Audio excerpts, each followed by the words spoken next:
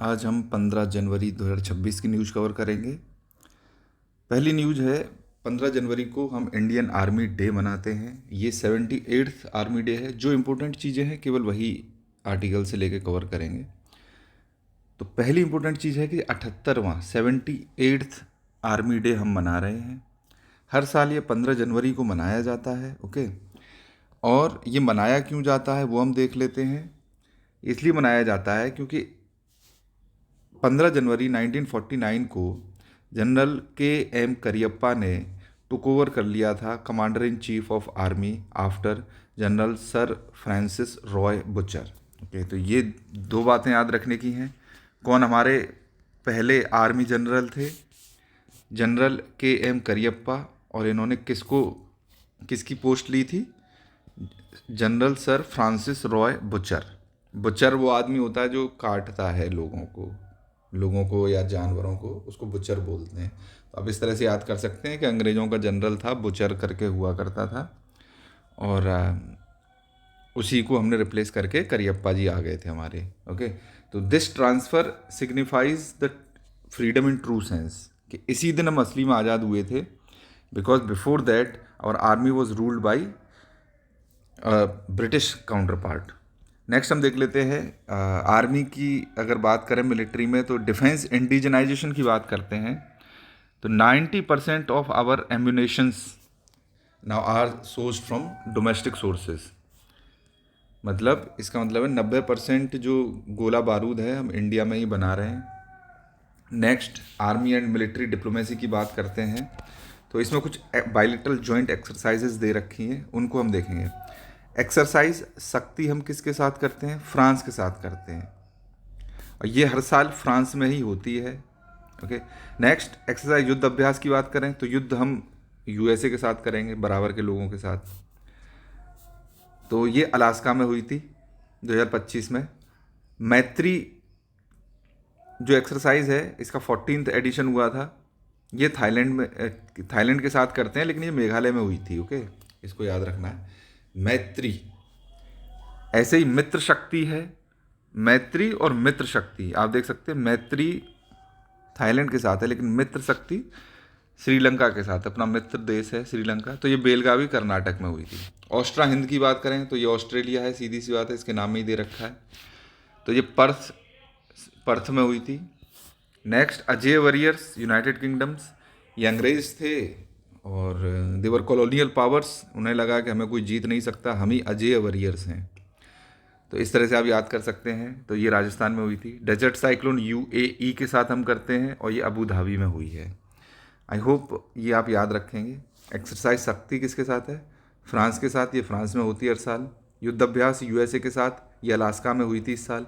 मैत्री थाईलैंड के साथ, मेघालय में हुई थी। ऑस्ट्रेलिया ऑस्ट्रेलिया के साथ, पर्थ में हुई थी। मित्र शक्ति श्रीलंका के साथ, ये हमारी बेलगावी कर्नाटक में हुई थी। अजय वरियर यूके के साथ, ये इस साल राजस्थान में हुई थी। और डेजर्ट साइक्लोन यूएई के साथ, ये कहाँ पे हुई थी? अबू धाबी में।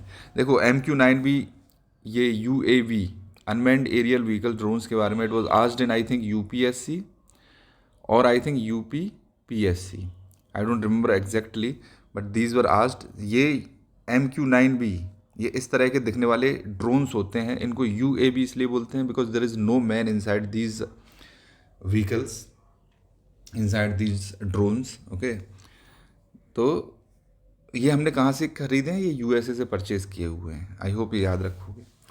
कुछ इन्फॉर्मेशन आर्मी के बारे में दी हुई है। 4th स्ट्रॉन्गेस्ट और लार्जेस्ट हमारी मिलिट्री है ग्लोबली। इससे पहले कौन आएगा? यूएसए आएगा, चाइना आएगा, रशिया आएगा। ऑलराइट, उसके बाद इंडिया को स्ट्रॉन्गेस्ट माना जाता है। नेक्स्ट हमारे मेडल्स कौन कौन से दिए जाते हैं? सबसे बड़ा जो मेडल मिल सकता है वो परमवीर चक्र है। ओके, उसके बाद महावीर चक्र आता है, उसके बाद वीर चक्र आता है। आर्म्ड फोर्सेस के लोगों को ये दिए जाते हैं। याद रखना, परमवीर चक्र, महावीर चक्र, वीर चक्र। ओके, और 3 युद्ध हम पाकिस्तान के साथ लड़ चुके हैं, एक चाइना के साथ लड़ चुके हैं। चाइना वाला हम हारे थे, but that's not the case. Next हम देख लेते हैं। देखो कुछ विक्ट्रीज जो रिसेंट ईयर्स में हुई हैं। 1967 में थोड़ी सी चाइना के साथ झड़प हो गई थी नाथुला को लेके। ला का मतलब होता है पास, और चोला, नाथू का सिक्का जल गया। ये एक तरह से सिक्किम में है। ओके, सिक्किम रीजन में हमारी चाइना को लेकर झड़प हुई थी और इंडिया जीती थी इस वॉर को, और इसीलिए 1974 में 75 में हुआ था 36 कॉन्स्टिट्यूशनल अमेंडमेंट एक्ट, उससे सिक्किम इंडिया का पार्ट बन गया था। Just remember this. Operation Meghdoot Siachen glacier पे हमने किया था, जब पाकिस्तानी सेना सियाचिन ग्लेशियर पे आई थी उसको कब्जा करने के लिए, तो इंडिया ने मेघदूत ऑपरेशन करके, हम पहले ही सियाचिन ग्लेशियर पे जाके चढ़ चुके थे और हमने उसको कब्जा कर लिया था। तो ऑपरेशन मेघदूत पता करने की ज़रूरत है। एंड ये जो सियाचिन ग्लेशियर है, this is the highest battlefield in the world. सबसे ज़्यादा ऊंचाई पर अगर कहीं पर लड़ाई हो सकती है तो वो सियाचिन ग्लेशियर ही होगा, हुआ है मतलब अभी तक, है ना। इससे ज़्यादा ऊंचाई पर कहीं लड़ाई हो ही नहीं पाई है। फिर 1987 में हमने समुद्रोंगचू, ये यहाँ पे स्टैंड ऑफ हुआ था। ये कहाँ पे पड़ते हैं? ये भूटान में है। ऑपरेशन राजीव हमने किया था बेलाफोंड ला, ये पास पड़ता है, इसको हम साल्तोरो पास के नाम से भी जानते हैं, ये लद्दाख में पड़ता है। ओके, बेलाफोंड ला, ये नाम याद रखना बहुत ज़रूरी है, यूपीएससी पासेस बहुत बार पूछ लेती है। ओके, तो ऑपरेशन राजीव किया था हमने 1987 में और इंडिया वहाँ पे जीता था इस रीजन में। ओके, नेक्स्ट हम देखते हैं 1999 में कारगिल वॉर में, सभी जानते हैं, पूरी दुनिया जानती है कि इंडिया जीता था, और 2025 में ऑपरेशन सिंदूर में हमने पाकिस्तान के छक्के छुड़ा दिए थे। नेक्स्ट हम देखते हैं पिनाका रॉकेट्स की बात कर लेते हैं। इस तरह के दिखने वाले रॉकेट्स होते हैं पिनाका रॉकेट्स। ओके, ये एक ट्रक में 8x8 का ये ट्रक होता है, 8 व्हीकल्स हैं और 8 में अलग अलग पावर जाती है इसमें। तो 8x8 के ट्रक पे इस तरह के 12 रॉकेट माउंटेड हैं। एक बैटरी में आप देखोगे 6 हैं, दूसरी बैटरी में 6 हैं, तो टोटल 12 रॉकेट्स होते हैं। और इनको साल्वो बोलते हैं, साल्वो लॉन्च भी बोल देते हैं इसको, पिनाका रॉकेट और साल्वो लॉन्च एक साथ आपने देखा होगा ना, खड़े रहते हैं और बहुत सारे रॉकेट्स निकल निकल के जा रहे हैं, तो उसके लिए हैं। इस तरह की हमारे पास देखो, अगर देखा जाए तो 6 पिनाका रेजिमेंट्स हैं, आर्मी की रेजिमेंट्स होती हैं, तो 6 रेजिमेंट्स ऐसी हैं जो केवल और केवल इन्हीं रॉकेट्स को देखेंगी। अगर कहीं पे लड़ाई हो जाती है तो इन्हीं रेजिमेंट्स बोला जाएगा, बोलो जी पिनाका रॉकेट्स लेके जाइए और दुश्मन को मार गिराइए। ओके, इन रेजिमेंट्स को आगे आने वाले 2026 तक, मिड 26 तक 10 रेजिमेंट्स में कन्वर्ट कर देना है और फिर आगे जाके इनको 22 रेजिमेंट्स में बनाने का हमारा टारगेट है। नेक्स्ट मैंने बताया था 2 बटालियंस हम लेके आए हैं, भैरव बटालियंस लेके आए हैं। ये पहली बार अपना वो करेंगी, डेब्यू करेंगी 26 जनवरी की इस परेड में। तो भैरव बटालियंस लेके आए। एक है अश्नी पल्टून्स। तो अश्नी पल्टून्स तो इन्फेंट्री यूनिट्स के साथ, मतलब जो पैदल चलने वाले सैनिक हैं उनके साथ मिलके कॉम्बैट करेंगी। ये बहुत ज़्यादा हाईली स्किल्ड होंगी। Anti armour systems, loitering munitions, मतलब जो यूएवी वगैरह आते हैं ना, ड्रोन वगैरह से हमला करेंगे उनको रोकने में और उनसे मारने में, ठीक है कि नहीं। Bhairav battalions on the other hand, ये technology driven, highly enhance agility, lethality and survivability होती है, मतलब बहुत ही इंटेंसिटी से ये लोग अटैक करेंगे, ठीक है कि नहीं। ये भैरव बटालियंस हैं, देख सकते हो, बंदूक हाथ में, तो मतलब ये मारेंगे। ये हैं अश्नी बटालियंस, ये देखो इनके हाथ में ड्रोन्स, और ये टेक्नोलॉजी के थ्रू इन्फेंट्री यूनिट्स के साथ मिलके मॉनिटरिंग करेंगे। तो आई होप ये आप याद रख पाएंगे। ये आर्मी डे के बारे में बता चुका हूँ। इस बार की जो थीम है वो है year of networking and data centricity. Remember this. हमारे जो इंडियन आर्मी का मोटो है वो है सेवा परमो धर्म। इससे ज़्यादा कुछ नहीं पूछा जाएगा। आई होप कि आपको ये समझ में आ गया होगा।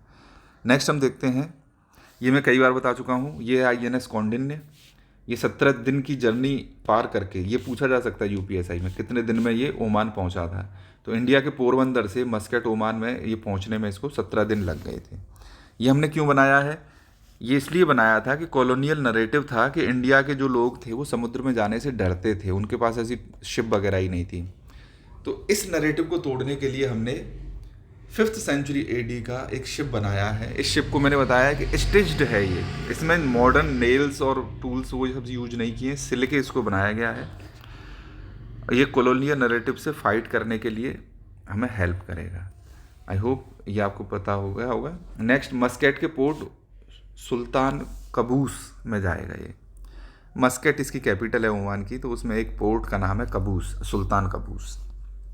ओके, 29 दिसंबर को ये निकला था और ये 15 जनवरी को पहुंच चुका है वहाँ। नेक्स्ट हम देख लेते हैं, ये 15 जनवरी की न्यूज़ है, इसमें 14 जनवरी लिखा हुआ है, I don't know why, but शायद 14 जनवरी को ही पहुंचा होगा, क्योंकि 17 दिन की वो रही थी।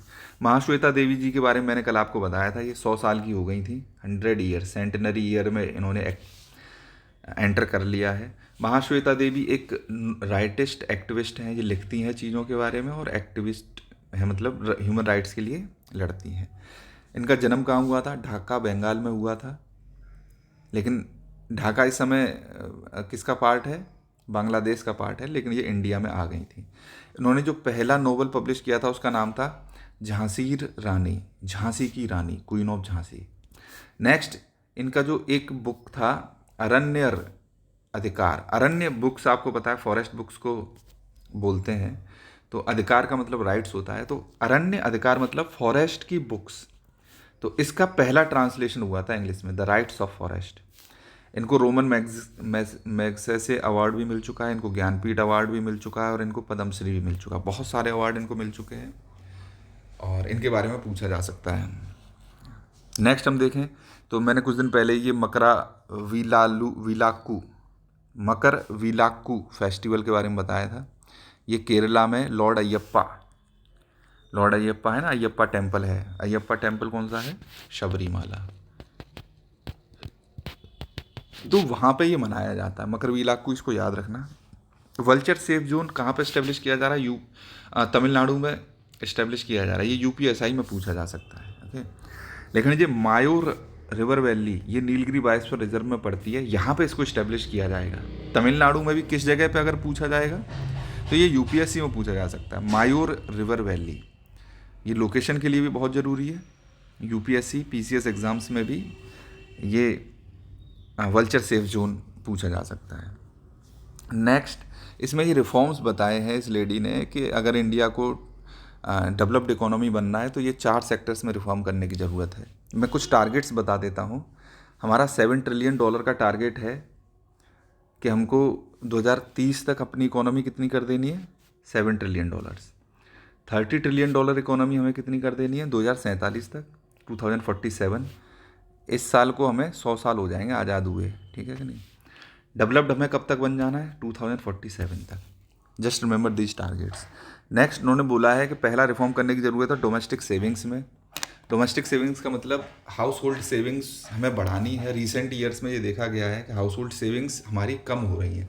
पहले जो लोग पैसा बचा के बैंक्स में और इधर उधर रखते थे, फिक्स डिपॉजिट करके रखते थे, अब वो लोग डिपॉजिट्स नहीं कर रहे हैं, वो सेविंग्स नहीं कर रहे हैं। वो क्या कर रहे हैं? कंजम्पशन बढ़ गया है, कंज्यूम कर रहे हैं चीज़ों को, है ना। लोन ले लेकर वो लोग चीज़ें खरीद रहे हैं, कार खरीद रहे हैं, घर खरीद रहे हैं। जब लोगों ने इतना सारा लोन ही ले रखा है तो उनके 20-30 साल तो उस लोन को चुकाने में ही लग जाते हैं। ओके, कोई गवर्नमेंट सर्वेंट है, उन्होंने 50 लाख का एक घर बनवा लिया, तो 50 लाख का जब उन्होंने लोन लिया है तो 25 साल तक वो उसकी किस्तें भरता रहेगा, तो सेविंग्स कैसे कर पाएगा। तो इस तरह से डोमेस्टिक सेविंग्स इरोड हो रही हैं। तो सबसे पहला काम हमको करने की ज़रूरत है, डोमेस्टिक सेविंग्स को बढ़ाना है। ओके, हमारी देखो डोमेस्टिक सेविंग्स कम हो गई हैं, 5.3% ऑफ जीडीपी हो गई हैं, और जबकि हमारा हाउस होल्ड का डेट जो कर्जा है घरों पे वो बढ़ता जा रहा है, 40% हो गया है। नेक्स्ट उन्होंने बोला है कि हमें लॉन्ग टर्म जो फाइनेंसिंग करनी है वो बैंक्स से नहीं करनी है, मार्केट से करनी है। हम जितना भी पैसा उठा रही हैं, जितने भी प्रोजेक्ट्स बन रहे हैं, तो पैसा लोग बैंकों से उठा रहे हैं। अब बैंक से सरकार ने लॉन्ग टर्म मान लो 30 साल के लिए कोई लोन ले लिया, तो 30 साल के लिए बैंक का पैसा फंस गया कि नहीं। अब वो पैसा जो स्मॉल बिजनेसमैन है वो सब नहीं ले सकते। तो यही सलाह दी गई है कि लॉन्ग टेन्योर की जो फाइनेंसिंग करनी है वो बैंक्स से नहीं करनी है, गवर्नमेंट्स को और कंपनीज को, वो करनी है मार्केट से। मार्केट इन द सेंस लोगों से पैसा उठाया जाए। आप बॉन्ड पब्लिश करिए, आप कोई भी सिक्योरिटीज़ पब्लिश करिए, और वहाँ से लोगों से पैसा लीजिए प्रोजेक्ट्स के लिए, rather than taking finance from banks. तो बैंक के पास पैसा बचा रहेगा तो वो एमएसएमईज को और बाकी की चीज़ों को पैसा दे सकेंगे। नेक्स्ट हमको तीसरा काम करना है कैपिटल इफ़िशियंसी पर। ओके, तो कैपिटल इफ़िशियंसी मतलब जो पैसा हम इन्वेस्ट कर रहे हैं उससे हमें रिटर्न्स ज़्यादा आने चाहिए, इस ऐसी चीज़ों पर हमें इन्वेस्ट करना है। चौथा हमें जो काम करना है स्टार्टअप्स पे और deep technology driven capital output curve. Capital output curve मतलब हम कितना पैसा इन्वेस्ट कर रहे हैं और कितना हमको उसकी वजह से हमारा आउटपुट इम्प्रूव हो रहा है। तो इस पे हमें काम करना है।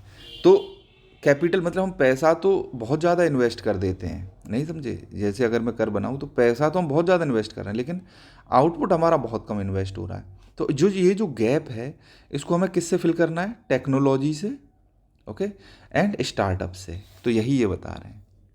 तो आई होप ये आपको समझ में आया होगा। तो ये 4 रिफॉर्म्स के बारे में बताया गया है। पहला है डोमेस्टिक सेविंग्स, दूसरा है long term financing from markets, तीसरा है कैपिटल इफिशिएंसी, चौथा है कैपिटल आउटपुट कर्व को टेक्नोलॉजी ड्रिवन कम करना है। ये कल मैंने आपसे डिस्कस किया था, ये वाला article. Section 17A of prevention of corruption act, section 17A कहता है, जो सुप्रीम कोर्ट ने वर्डिक्ट दिया था, स्प्लिट वर्डिक्ट था, 2 जज की बेंच थी। एक ने बोला था कि इसको ख़त्म कर दो, अनकॉन्स्टिट्यूशनल बता के, एक ने कहा था कि नहीं इसको चलने दो। तो इसके बारे में मैं आपको बता देता हूँ। देखो, सेक्शन 17 ये कहता है कि अगर किसी भी पब्लिक सर्वेंट पे करप्शन के चार्जेस लगाने हैं तो आपको गवर्नमेंट से परमिशन लेनी पड़ेगी, ओके। तो इसको अनकॉन्स्टिट्यूशनल बताया गया था कि यार ये गड़बड़ है, सरकार तो परमिशन देगी ही नहीं, है ना। तो इसी के लिए लोग सुप्रीम कोर्ट चले गए थे, ओके। तो पहले ने तो रीड इट डाउन, पहले एक जज थे ये KV विश्वनाथ, इन्होंने कहा इसको रीड इट डाउन कर देते हैं, मतलब ठीक है इसको हटा देते हैं, लेकिन मुद्दा ये हो जाएगा कि फिर जो पब्लिक सर्वेंट है दे विल प्ले इट सेफ। इसने ये बोला था, कल मैंने आपको बताया था। और इन्होंने बोला है कि इसकी जांच जो है वो हम लोग ना करके लोकपाल लेखपाल टाइप के लोग, लेखपाल नहीं, लोकपाल और लोकायुक्त टाइप के लोग इसकी जांच करें। दूसरे ने बोला था कि ये अनकॉन्स्टिट्यूशनल, जो BV नागरथा हैं, इन्होंने बोला था इसको पूरा ही ख़त्म कर दिया जाए, ठीक है कि नहीं। तो प्लेट सेफ सिंड्रोम के बारे में बता देता हूँ। सेक्शन 17A अगर इसको हटा दिया जाता है तो पॉलिसी पैरालिसिस आ सकती है। ब्यूरोक्रेट्स हेजिटेट करेंगे due to fear of error.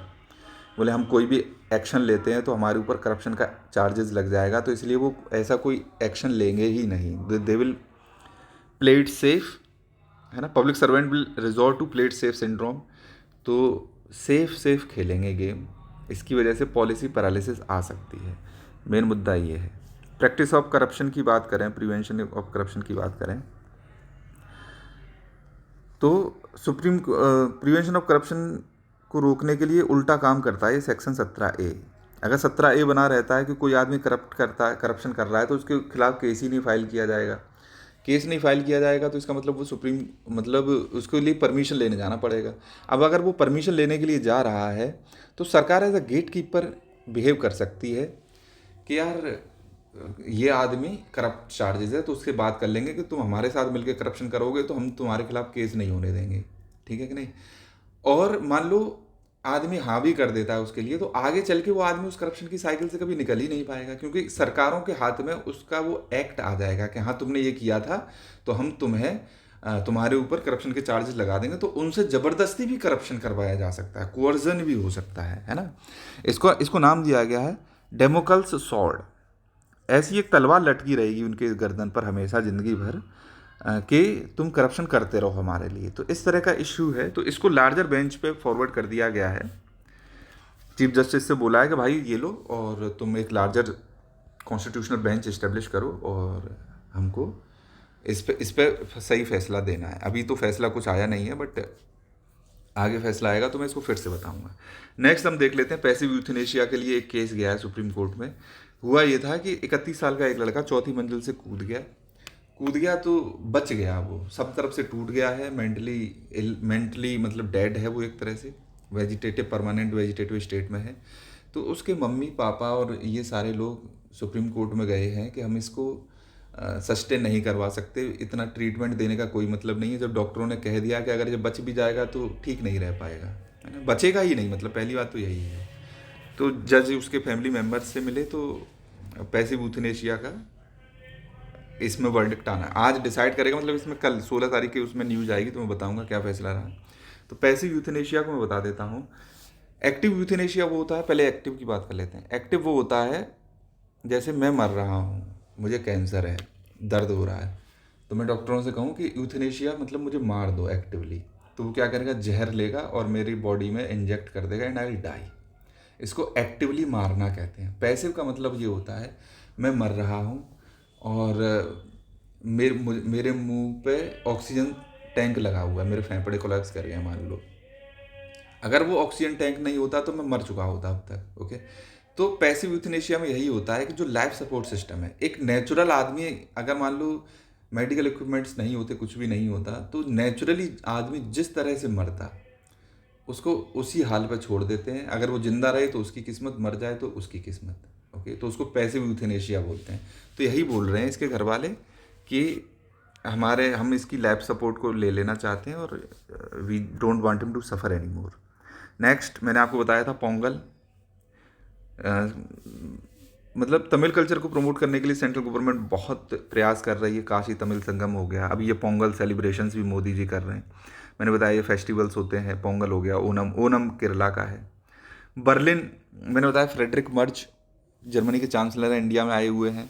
इन्होंने बोला है कि ग्लोबल ऑर्डर चेंज हो रहा है, तो जर्मनी ने सपोर्ट किया है कि हम तुम्हारा सपोर्ट करेंगे कि यूरोपियन यूनियन के साथ फ्री ट्रेड एग्रीमेंट हो जाए, क्योंकि जर्मनी भी यूरोपियन यूनियन का यूरोपियन यूनियन का पार्ट है। नेक्स्ट ये भी बात हुई है कि देखो हमारा बायलेटरल ट्रेड ऑलरेडी $51 बिलियन का है। जो हम यूरोपियन यूनियन के साथ जितना ट्रेड करते हैं ना, उसका क्वार्टर मतलब 25% हम जर्मनी के साथ ही ट्रेड करते हैं। टेक्नोलॉजी कोऑपरेशन की बात हुई है, चूँकि ये कोऑपरेशन करना इसलिए भी ज़रूरी है क्योंकि वेपनाइजेशन कर लिया है क्रिटिकल टेक्नोलॉजीज़ का।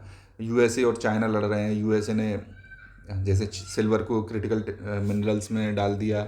नेक्स्ट चाइना ने भी जो क्रिटिकल मिनरल्स हैं उसके एक्सपोर्ट पे रिस्ट्रिक्शंस लगाए हुए हैं। तो इसका वेपनाइजेशन ना हो तो सप्लाई चेन्स को डाइवर्स करने की ज़रूरत है, तो उस पर एग्रीमेंट साइन हुआ है। डिफेंस कोऑपरेशन की भी बात हुई है। ओके, तो इंडिया ने साफ साफ कह दिया है कि भाई हम अपने डोमेस्टिक इंटरेस्ट और रिक्वायरमेंट्स को लेके काम करेंगे, सीधी सी बात है, नेशनल इंटरेस्ट को लेके, है ना। तो जर्मनी का हाँ भाई कोई दिक्कत नहीं है, तुम अपने नेशनल इंटरेस्ट को लेके वो करो, और हम एक ऐसी long term more flexible policy आपकी सिक्योरिटी के लिए लेके आएंगे, है ना। ग्रीन हाइड्रोजन के लिए भी कोऑपरेशन साइन हुआ है। जो मोस्ट इम्पोर्टेंट फैक्ट है वो ये है, देखो जर्मनी की पॉपुलेशन डिक्लाइन हो रही है। 2025 में ही ऐसा हो गया था कि एक आदमी रिटायर हो रहा था जर्मनी में और उसकी जगह एक आदमी ले पा रहा था, मतलब वर्कफोर्स की बहुत कमी है। ओके, तो इसके लिए जर्मनी ने वेलकम किया है कि इंडिया के जो स्किल्ड स्टूडेंट्स हैं, वर्कर्स हैं, वी विल वेलकम देम। और ये मूव इसलिए भी ज़रूरी है क्योंकि यूएसए ने H1B वीज़ा रिस्ट्रिक्शंस लगाए हुए हैं। यूएसए में इंडिया के वर्कर्स के प्रति रेसिज्म बढ़ रहा है। ओके, बहुत ज़्यादा रेसिज्म हुआ है। अभी रिसेंटली अगर आप देखो तो हमारे इंडियन ओरिजिन के ही हैं, उसका नाम मैं भूल गया हूँ, वो प्रेसिडेंट रेस में खड़े हुए थे, लेकिन उन्होंने बाद में ट्रम्प का सपोर्ट कर दिया था। आई डोंट रिमेंबर हिज नेम। उनको अपना सोशल मीडिया हैंडल्स डिलीट करने पड़े थे। उनके खिलाफ इतना रेसिज्म, विवेक रामास्वामी उनका नाम है, उनके खिलाफ इतना रेसिज्म हुआ है, इज जस्ट अबिस्मल। मतलब एक आदमी जिसने यूएसए में अपना पूरा जीवन बिताया, जन्मा वहीं पर, पढ़ाई लिखाई की, यूएसए के लिए $1 बिलियन की कंपनियां खड़ी की, और उसको इतना सब रेसिज्म फेस करना पड़ रहा है वहाँ पे। जो वाइट पीपल हैं they are highly racist in USA. तो इसके लिए ये मूव बहुत अच्छा है। नेक्स्ट, ईरान ने बोल दिया है कि जितने लोगों ने प्रोटेस्ट किया, चूंकि यूएसए तो जा नहीं रहा लड़ने के लिए, जितने लोगों ने प्रोटेस्ट किया है उसको जल्दी जल्दी हम कोर्ट में बोलेंगे, ट्रायल करवाएंगे और उनको एग्जीक्यूशन मतलब फांसी की सज़ा दे देंगे या गोली मार देंगे। नेक्स्ट, सीड वॉल्ट पहले हमने इस्टेब्लिश की थी, मैं आपको बताऊं। स्वालबार्ड आइलैंड है, ये नॉर्वे का है, ये नॉर्थ सी में पड़ता है, आर्कटिक सी में। ओके, इसको डूम्सडे वॉल्ट भी बोलते हैं। सीड वॉल्ट का मतलब है इसमें बहुत सारी फसलों के बीज हमने इकट्ठा करके रखे हैं कि किसी दिन ऐसा हो कि पूरी दुनिया तबाह हो जाए तो इस वॉल्ट में कुछ बीज ऐसे बच जाएं जिसको हम उगा सकें दोबारा और ह्यूमैनिटी सर्वाइव कर जाए। तो इसी तरह की हमने आइस वॉल्ट बनाई है। तो ये तो हमने आर्कटिक सी में बनाया है सीड वॉल्ट, ये हमने अंटार्कटिक सी में बनाया है। ओके, कॉनकोर्डिया स्टेशन है अंटार्कटिका में, यहाँ पर इसकी सीड वॉल्ट बनाई गई है। 52 डिग्री सेंटीग्रेड के कांस्टेंट टेम्परेचर पे, 52 डिग्री सेंटीग्रेड माइनस का है ये। ओके, माइनस, इस पर आइस की कोर को इस्टेब्लिश किया जाएगा। मतलब बहुत जो माउंटेन के ग्लेशियर्स हैं उनमें थोड़ी सी खुदाई करेंगे, आइस निकालेंगे और उसको यहाँ पे आके इकट्ठा कर देंगे। तो ये बोल रहे हैं कि जब सारे ग्लेशियर्स पिघल जाएंगे तो हम इनकी स्टडी करके देखेंगे कि पहले ग्लेशियर्स कैसे हुआ करते थे। It's just nonsense. तो जो 2 सैंपल्स इन्होंने लिए हैं तो वो अल्पाइन माउंटेन्स के लिए हैं, ALPINE, अल्पाइन माउंटेन्स ये मैं आपको बता दूं कहाँ पड़ते हैं, यूरोप में पड़ते हैं। इनमें से जो माउंट ब्लांक है ये फ्रांस में पड़ता है, वहाँ से एक लिया है हमने। और एक ग्रांड कॉम्बिन ये स्विट्ज़रलैंड में पड़ता है, वहाँ से एक सैंपल लिया है और उसको यहाँ पे स्टोर कर दिया जाएगा। ठीक है, फिर तुम्हारे जगह जगह से ले लेंगे, फिर हिमालय से ले लेंगे, फिर तुम्हारा ये यूएसए के जो है उनसे ले लेंगे, एंडीज़ माउंटेन से ले लेंगे, रॉकीज से ले लेंगे। ठीक है, सब जगह से ले लेके यहाँ पे स्टोर कर दिया जाएगा। ये सर्गियो गौर इंडिया में आ चुका है, ये यूएसए का एम्बेसडर है टू इंडिया। ओके, पहले ही दिन आके इन्होंने इंडिया को थोड़ा सा बोल दिया है कि इंडिया को पैक्स सिलिका में ले लिया जाएगा। ये मैंने आपको बताया ही था ऑलरेडी, कल परसों डिस्कस किया था। ये सप्लाई चेन्स को डाइवर्स करने के लिए, क्रिटिकल मिनरल्स की सप्लाई चेन्स को डाइवर्स करने के लिए ये ग्रुप बनाया गया है। इसमें 9 कंट्रियां हैं, जिसमें यूएसए अभी लेटेस्ट ऐड हुआ है। अब इंडिया 10वां कंट्री बनेगा, अभी बना नहीं है। नेक्स्ट अब देखा जाएगा कि सरगई गौर क्वाड को लेके क्या करते हैं, पाकिस्तान के इशू पे क्या करते हैं, अभी ये देखा जाएगा। अभी इंडिया में आए ही आए हैं। नेक्स्ट 2025 में देखा जाए, चाइना $1.2 ट्रिलियन ट्रेड सरप्लस में रहा है। That was nice.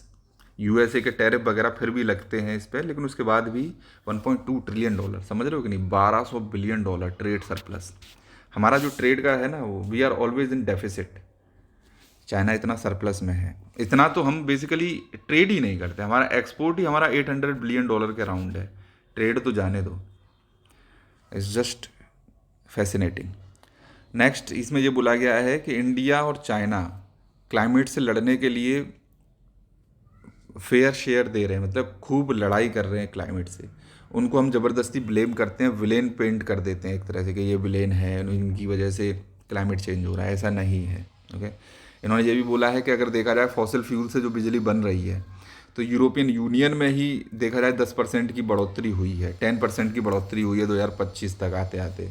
Half of, मतलब 6 महीने में ही 10% इंक्रीज़ हो गया। तो आप चाइना और इंडिया को ही क्यों दोष दे रहे हो? आप लोगों की भी कमी है, मुद्दा ये है। और बहुत सारी चीज़ें और भी बोली हैं कि हम लोग रिन्यूएबल एनर्जी के लिए बहुत काम कर रहे हैं। इंडिया ने तो बहुत ज़्यादा प्रोग्रेस किया है, हम 100 आई थिंक 20 गीगावाट पे पहुंच चुके हैं ऑलरेडी। सोलर, ये this is only solar power. Thank you and subscribe to my channel. मिलते हैं 16 जनवरी की न्यूज़ के साथ।